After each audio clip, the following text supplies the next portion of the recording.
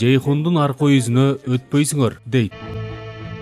Тарыхтын нугу бурулган учур. Албетте, дүйнөлүк державалар аймакка тартылып жатты. Ислам дини менен буддизм ишениминин келечегине түздөн-түз таасир берди.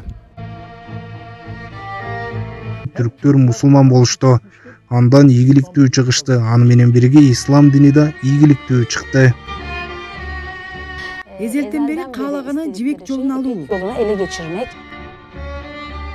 Атышуулар чоң бери жарылууга алып келген. Ошол жарылуунун бул жерде чындык болгонун көрүп турабыз. Дүйнө тарыхынын нугу бурулган учуру. 738 чейин бул кармашуулар, атышуулар уланды. Hazreti Ömer'din açkan kulpusu Sassani'nin kulpusu болчу. Soğuştan kaçıp jatkanda özünün mangdayındagı askerlerini öldürüp jatat. Bu kadar çok. Uşunçalık korkkan ölümden.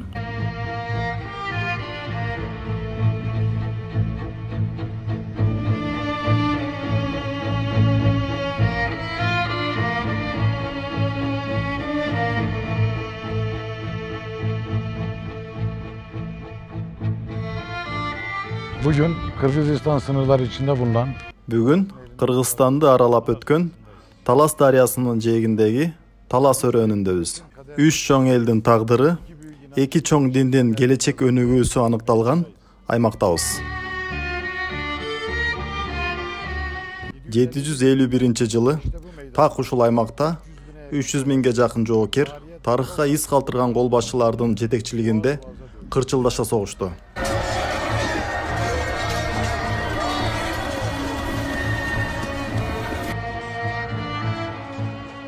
Бул чоң согуш туптуура 5 күн 5 түнгө созулду. Согушка катышкан 300 миң кишиден 100 миңге жакыны курман болду. Мындан туура 1266 жыл мурун 751-жылы бул өрөөнүн бир тарабында Кытай аскерлери, бир тарабында араб ислам аскерлери салгылашкан. Аймактагы түрк мамлекеттеринин жана башкаруучулуктардын бир бөлүгү Кытай түзүмүндө, бир тарабы араб аскерлери түзүмүндө согушуу үчүн аймакка келди. Талас согушу бир жагынан түрктөрдүн, арабтардын жана кытайлардын тарыхына, экинчи жагынан ислам дини менен буддизм ишеним келечегине түздөн-түз таасир берди. Муну менен бирге бул согуштун дүйнөлүк маданият менен илимдин өнүгүшүнө абдан чоң салымы болгонун да айта алабыз. Албетте, ал кезде жайкалып жаткан Талас өрөөнү бүгүнкүдөй эмес болчу. Анда бул аймакта азыркыдай дыйканчылык жок болчу. Калк да мынчалык жыш жайгашкан эмес. Кытай аскерлери 100 миң киши менен бул тараптан, тагыраагы чыгыш тараптан аймакка басып кирди. Түрк элдеринен түргөчтөр да бар болчу Кытай тарабында. Аларга карлуктар да келип кошулмак. Аймактын башка тарабынан, батыш жактан араб ислам аскерлери кирди. Алар туура 200 миң киши болчу. Аларды ташкенттик түрктөр коштоп келди. Анда эмесе бул согуштун себептери жөнүндө айтып берели. Тарыхтын бул согушуна караганыбызда адатта экономикалык жол болгонун көрөбүз. Оолу төмөнкүдөй суроо берип көрөлү. Кытайлардын негизги территориясынан 700 километр алыстыкта бул жерде эмне иштери бар эле? Каспий деңизине чейин өздөрүнө бир жашоону элестетишкен. Түркиштердин жыгылышы көк түрктөрдүн Кытай ээлигине кирүүсү Кытайдын жолун ачты. Демек, мындан соң кытайлар муну өздөрүнө мүмкүнчүлүк катары көрүшөт. Батыш тарапка жол алып, 100 миң кишиге жакын аскер менен жибек жолун колго алышып, бул жердеги бүтүн сооданы ээлеп алалы деген ниети бар болчу. İpek yolu dediğimiz Жибек жолун Түркістан аймагын колго алып, бул жерде чоң бир күч болушу үчүн ары карай илгерилешкен. Orta Asya coğrafyasına Орто Азия территориясына жайылтуу ниетинде болушкан. Жана тарых боюнча түрктөр менен бул себептен күрөшүшкөн. Ушундай эле суроону араб ислам аскерлери үчүн да берүүгө болот. Өздөрү жашаган жерден 3500 километр алыстыкта араб ислам аскерлеринин эмне иши бар эле? 672-жылы арабтар Маверанахрга жайгашкан. Жана ал жерде Хорезм мамлекети курулган. Хорезмди башкаруучулар болгон. Алардын эң белгилүүсү Кутейбе бир мусулман болгон. 738-жылга чейин бул жаңжалдар, уруштар уланып келди. Orta Asya'nın gerçek egemeni Орто Азиянын чыныгы башкаруучулары түрктөр эмес беле? Эки чоң армия талас аймагына келгенде түрктөр эмне кылышты? Эмне үчүн алардын бир бөлүгү Кытай аскерлери жагында, а бир бөлүгү Арап ислам аскерлеринин тарабында болушкан?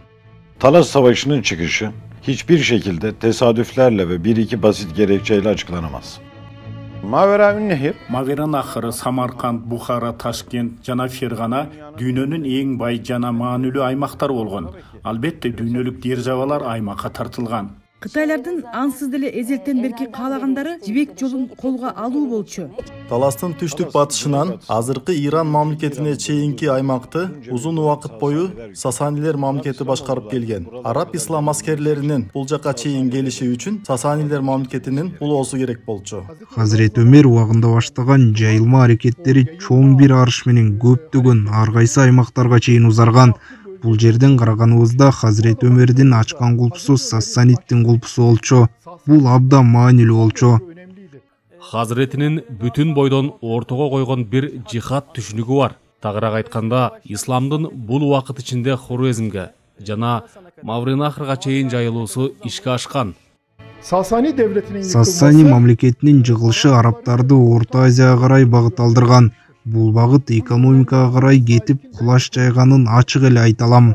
Бүгүнкү ирандыктардын бабалары деп эсептелген Сасанилер менен арабтар ортосундагы согуштар 651-жылга чейин созулган. Hazreti Ömer döneminde İran'ın fethedilmesi, Hazreti Ömer доорунда Ирандын жеңүүсү, Желулла, Кадисия согушу жана эң соңку 642-жылкы Нихавен согушунда Иран территориясынын арабтарга өтүшү жана Сасани мамлекетинин кулашы менен бирдикте Орто Азия, Түркистан территориясына карай арабтардын жайылуусу жеңүү аракети негизги сөз болчу.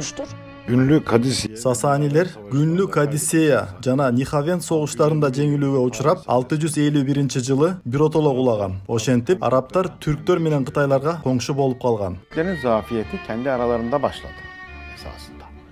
Yani hanedan üyeleri arasındaki çatışma ve çekişmeler Türktөрдүн алсызданышы өз араларында башталды. Уруулар арасындагы талашуулар жана чыр-чатактары кээ бири түрк башчыларынын барып Кытай императордугуна кызмат кылышы, кээ бирлери болсо кийинчерээк ислам армиясына кетишип кызмат кылышкан. Эл эмес эл башчылары, кээ бирлери да араб дүйнөсүнө келишкен. Демек бул аралашкандык Кытайлардын жана арабтардын жолун ачып жатат. Göktürklerin, 1. Göktürk Devleti'nin yıkılması, Türk işlerin yavaş yavaş bu İslam yani Müslümanlarla mücadele ederken diğer taraftan da zayıflamaya başlaması. Göktürktөрдүн жыгылышы акырындап мусулмандар менен күрөшүп жаткан түркештердин башка тараптан да алсыздана башташы. Өзгөчө Сулуу Кагандын өлүмү менен бирге кара түркиштер жана сары түркиштер болуп ажырашып күрөшө баштагандыктары Орто Азияда Түркистан территориясында бир чаржайыттыкка жана күчтүү бир мамлекеттин бул аймакта ошол учурда даяр болбошуна себеп болгон. Göktürk Devleti'nin yıkılıp bölgede büyük bir otoritenin ortadan kalkması. Göktürk мамлекетинин кыйроосу менен түрктөр Кытайлар менен арабтардын кысымына кабылды. Çünkü Batı Göktürk Devleti de Анткени Батыш Göktürktөр мамлекети да чыгыш Göktürktөрү сыяктуу кулагандан кийин калк башчысыз калганда майда башкарууларга бөлүнүшкөн. Батыш жана чыгыш Göktürk мамлекеттери Кытайлардын ээлигин алышты. Бирок Ташкент жана Фергана башкаруулары тиренишкен. Кытайлардын негизги ниети бай аймактарынын үстүнөн батышка карай илгерилөө. Чыгыш Түркистанды өз колуна алышкан. Турфан, Хами, Кужа жана Кашкар сыяктуу шаарларды алышкан. Андан кийин Фергана, Ташкент жана Маверанахрды өздөрүнө көз каранды кылгылары келишкен. Bir tarafta da Бир тараптан Сасани мамлекетин кулатып, чыгышка карай тездик менен багыт алган Араб ислам мамлекети. Müslümanlar ise tabii hakları Мусулмандар болсо чыгышка карай жайылууну каалашкан. Бул экөөнүн ортосунда чаржайыт саясий лидерлери болбогон, алсыз башчылар болгон түрктөр да бар. Бул боштук арабтардын дагы, Кытайлардын дагы иштерин оңойлоштурган. Talas Meydan Savaşı Талас согушу 100 жылга жакын тарыхый процесстердин негизинде келип чыккан. Азирети Өмер халифатты башкарып турган тушта кол башчыларына Амударянын түндүк жагына өтпөөлөрүн жана түрктөр менен жекеме-жеке согушпоо керектигин сунуштаган. Hazreti Ömer'din ушундай bir буйругу бар. Мусулман аскерлерине Жейхундун аркы өзүнө өтпөйсүңөр. Эмне үчүн өтпөшү керек? Каршыларында түрктөрдүн болгонун билебиз. Ар дайым согушуп жүргөн бир калк. Бул жердеги чыгаша арабтардын бүтүндөй бир ойлогондоруна жетиши мүмкүн деп Hazreti Ömer дарыянын аркы тарабына өтүүгө уруксат берген эмес. Hazreti Ömer 644-жылы каза болгондон кийин араб ислам аскерлери анын керээ сөзүн унутушкан. Араб ислам аскерлери 651-жылы Амударянын түндүк жагына агылып өткөн. Arapların bu fethi harekatı Арабтардын бул утушу тез жүрүп баратканда түрктөргө туш болот. Алардын кездешүүсү ортодогу данекти эки тараптан сокку урганда атышуулар чоң бир жарылууга алып келген. Ошол жарылуунун бул жерде чындык болгонун көрүп турабыз. Araplar geldiğinde Арабтар келгенде Хазиф пайгамбар менен жеңүү аракетине киришкен. Карасак дүйнөнү жеңүүнү баштаган. Алардын маңдайына эч ким тура алган эмес. Бирок түрктөр менен бетме-бет келгенде бир чыр чатак болуп, ушундан кийин арабтар токтоого мажбур болот. Каякта? Жейхундун боюнда. Каякта? Hazar'da, Kafkaz'da bulardı toktotkon kimder? Türktör. Özellikle Emeviler döneminin Muaviye döneminden itibaren başlayan bu fetih hareketi, Orta Asya'ya yayılma hareketi, tabii ki burada sakin olan, daha doğrusu burada... Өзгөчө Эмевилер доорунан башталган жеңүү аракет, Орто Азияга багытталган аракети албетте бул жерде жашаган түрктөрдүн да, арабтардын да чабуулуна ошондой эле каршылык беришине себеп болду. Эмевилер доорунда жасалган бул кеңейүү аракети башка тараптан да Аббасилер доорунда акырындап талас согушуна алып бара турган бир мөөнөттүн башталышына алып келген.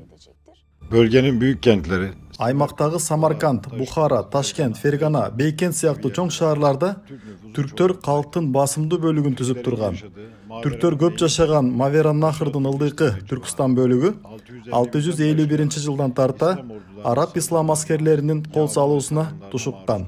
Бул күрөштөрдө түрктөрдүн алсыз болгондугун көрөбүз. 738-жылга чейин Сулуу Каган өлтүрүлгөндөн кийин түрктөрдүн ичинде баш боло турган эч ким жок. Саясий туруксуздук Кытайлардын ишине жарады. Негизинен арабтардын да ишине жарады. 659-жылы Тан династиясынын бийлигинин учурунда Кытайлар батыш көктүрктөрүн өздөрүнө баш ийдирип, Теңир тоонун түштүгүндөгү шаарларды да өз башкаруусуна киргизүүгө аракет кылган. Түрктөр менен Кытайлардын ортосунда эзелтен бери эле душмандык бар. Түрктөрдө олуттуу бир Кытай коркунучу бар. Бул фобия кыска бир убакытта душмандык кээ бир чыр-чатакка алып келген. Көктүрктөрдү ар түрдүү себептер жана ар түрдүү ыкмада алсыздангандыгын көрүп турабыз. Элчиликтен жөнөткөн өкүлдөрү чыккынчылар, үйлөндүргөн ханзадалар менен бул элдин арасына бузукулук кийирип, көктүрктөрдү ыпыратып, соңунда ыдыратышкан. 705-жылдан тарта Омейядтар тарабынан Хорасан аймагына жетекчи болуп шайланган Кутайба ибн Муслимдин 10 жыл бою Батыш Түркстанга болгон аскердик сапарларынын натыйжасында Мавераннахрды өзүнө каратып алуусу аймакка, айрыкча түрктөргө карата чоң таасирин тийгизген. Эсмевилер аймакка келгенде эң чоң кыялдарын караганыбызда исламдыкты жайоо. Албетте, мунун сыртында иштин финансылык жагы менен алек болушкан. Тагыраак айтканда, адамдардын ислам менен таанышуусу, алардын исламга кирүүсү аларга жаккан эмес. Эмнеге? Алынган салыктардын төмөндөшү алардын тынчын алыптыр. Анан бир аз алдын алууну сезишкен. Emeviler döneminde bölgenin hem vergi anlamında Эмевилер доорунда аймакты салык үчүн колго алууга аракеттенишет. Демек ал аймактарга ээ болгондон да тышкары, ал жерден олуттуу бир табылга жана салык алуу. Максат бул. 672 ile 672-738 жылдар аралыгында араб саясатын караганыбызда бул диний аймак сыяктуу саясат болбогондугун көрүп турабыз. Бөлүнүү саясаты жок. Хорасан башкаруучулугунун баю, табылга табуу, бирок түрктөрдүн мусулман болушун каалаган эмес. Анткени алардан дагы аз салык алышмак, мусулман болуп калышса. bölgede İslam Аймакта исламдын таасири арта баштады. Араб ислам аскерлери Орто Азияда жаңы багыттарды издеп жатканда, түрктөр ислам маданияты менен алгач ирет таанышты. Araplar bölgeye fetih için Araplar аймакка жеңиш үчүн келип жатышкан, табылга үчүн келишкен. Бирок булар Ömer bin Abdulaziz доорунда өтө ишке ашуусун каалабагандыгын көрүп турабыз. Халифаттын адаттагы турушунан болгон бир тутум тууралуу сөз болуп жатат.